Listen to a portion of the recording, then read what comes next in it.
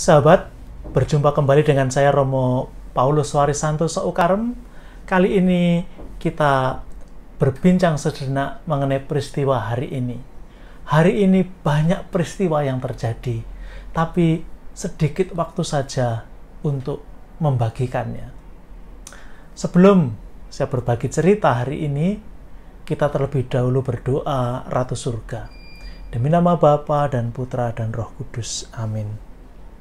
Ratu Surga, bersukacitalah, haleluya, sebab Kristus yang sudah kau kandung, haleluya, telah bangkit seperti disabdakannya, haleluya. Doakanlah kami pada Allah, haleluya.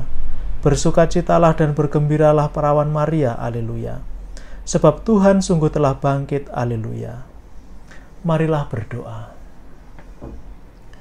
Ya Allah, Engkau telah menggembirakan dunia dengan kebangkitan Putramu Tuhan kami Yesus Kristus. Kami mohon perkenankanlah kami bersukacita dalam kehidupan kekal bersama bundanya perawan Maria, demi Kristus pengantara kami. Amin.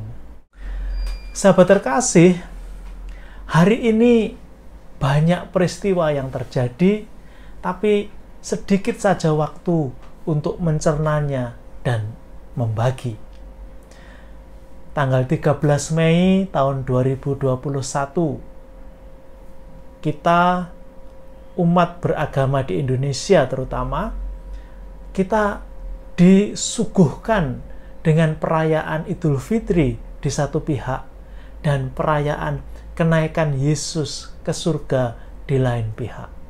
Pada hari yang bersamaan, dua kelompok agama ini merayakan peristiwa yang agung. Banyak orang melihat peristiwa ini sebagai sesuatu yang patut disyukuri.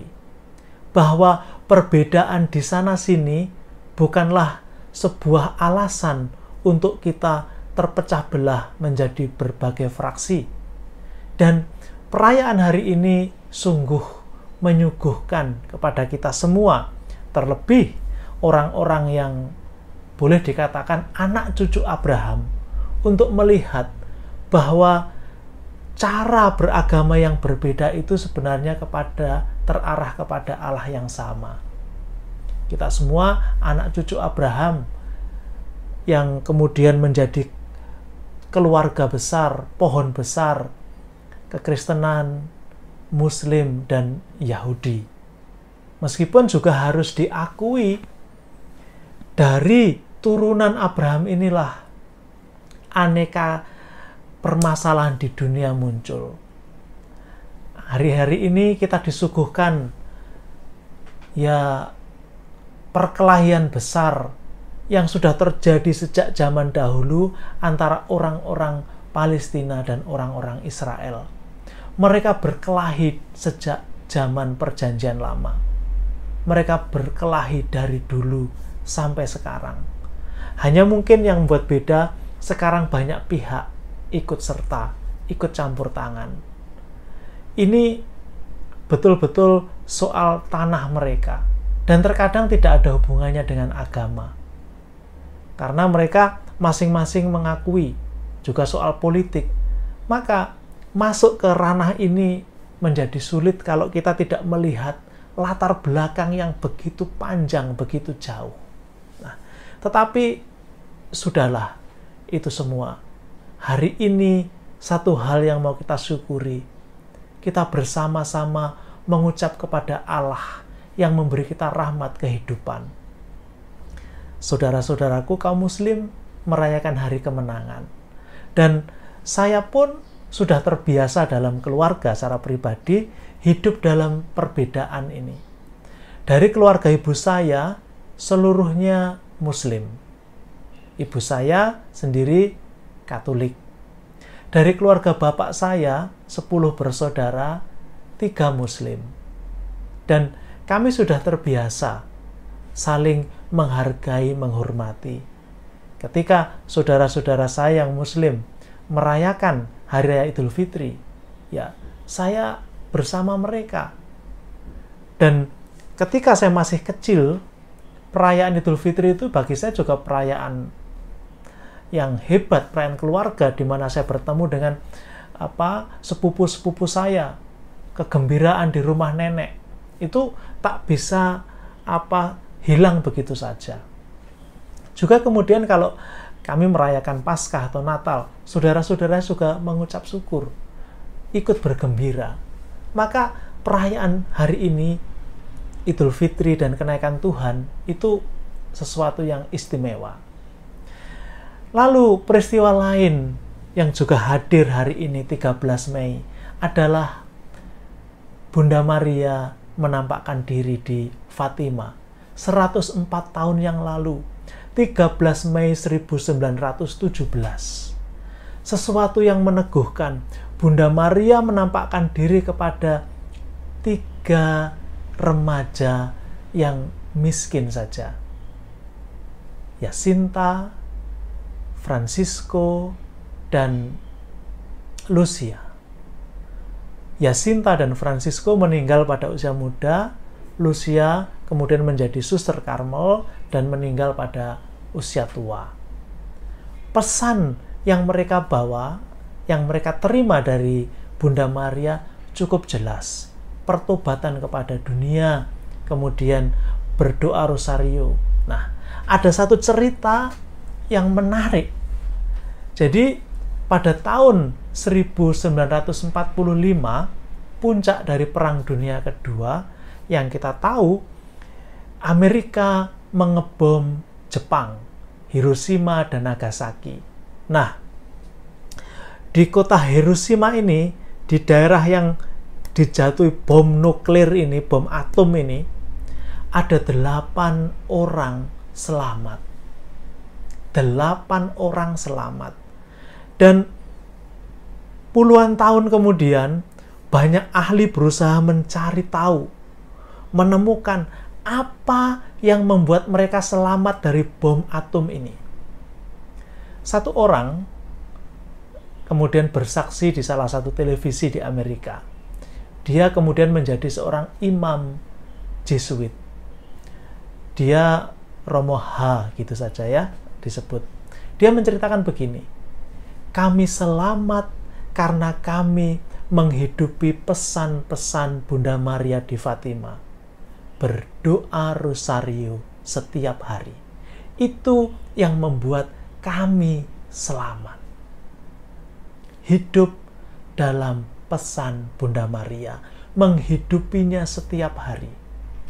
Nah, pesan itu juga menjadi bagi kita nyata. Kalau kita juga mau hidup dalam semangat yang diberikan oleh Bunda Maria, kita pun akan mengalami hal yang serupa, keselamatan. Dan banyak orang juga mengalaminya. Maka pesan hari ini dari Bunda Maria di Fatima adalah, bawalah Bunda Maria ke rumah. Artinya kita juga membawa Bunda Maria ke dalam setiap pergolakan hidup kita, kesulitan, kesukaran, apapun yang kita alami, kita bawa. Dan Bunda Maria akan membantu. Dan peristiwa hebat yang tentu tidak pernah kita lupakan adalah ketika Santo Yohanes Paulus II ditembak, dan kemudian ada banyak foto yang menceritakan ada Bunda Maria yang membopong. Bunda Maria akan mendampingi. Nah, ini pesan dari Maria Fatima. Lalu, tahun ini kan tahun Santo Yosef. Bunda Maria tidak bisa dipisahkan dari Santo Yosef. Bahkan dalam penampakan diri yang terakhir di Fatima, Bunda Maria bersama Santo Yosef bersama-sama menampakkan diri kepada 3 remaja ini. Dan rupanya dalam banyak kesempatan Bunda Maria dan Santo Yosef itu menampakkan diri bersama-sama. Atau misalnya yang terjadi misalnya kepada Suster Maria Ephraim di Amerika. Bunda Maria menampakkan diri kepadanya pada tanggal 10 Maret tahun 1959. Bunda Maria mengatakan begini kepada Suster Maria Ephraim, bersiaplah, nanti pada tanggal 18 Maret dan tanggal 19 Maret, suamiku akan menampakkan diri kepadamu. Dia akan memberi pesan kepadamu, siapkan dirimu. Dan benar, kemudian pada tanggal 18 dan 19 Maret, Santo Yosef menampakkan diri kepada Suster Maria Ephraim, mengatakan, buatlah hari Rabu pertama dalam bulan sebagai penghormatan kepadaku, penghormatan istimewa pada Rabu pertama. Nah, ini contoh lain ya. Jadi hari ini pun ketika kita merayakan, mengenangkan Bunda Maria menampakkan diri kepada 3 penggembala di Fatima, kita juga ingat Santo Yosef yang hari itu juga bersama-sama menampakkan diri dengan Bunda Maria kepada 3 remaja itu. Dan dalam hidup kita, ketika kita membawa Bunda Maria ke dalam hidup kita, artinya juga membiarkan Santo Yosef menjagai kita juga. Seperti dulu Santo Yosef menjagai keluarga di Nazaret. Nah, besok kita akan memulai masuk novena Roh Kudus. Menyiapkan diri menyambut Roh Kudus. Kita sudah secara 7 hari berturut-turut memohon rahmat Roh Kudus agar datang. Dan besok kita akan mulai novena Roh Kudus. Hari ini sampai di sini, mari kita tutup dengan doa harian. Demi nama Bapa dan Putra dan Roh Kudus. Amin. Bapa kami yang ada di surga, dimuliakanlah namamu, datanglah kerajaanmu, jadilah kehendak-Mu di atas bumi seperti di dalam surga.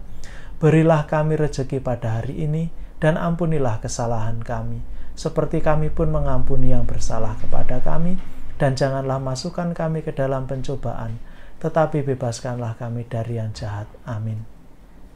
Salam Maria, penuh rahmat, Tuhan sertamu, terpujilah engkau di antara wanita, dan terpujilah buah tubuhmu, Yesus.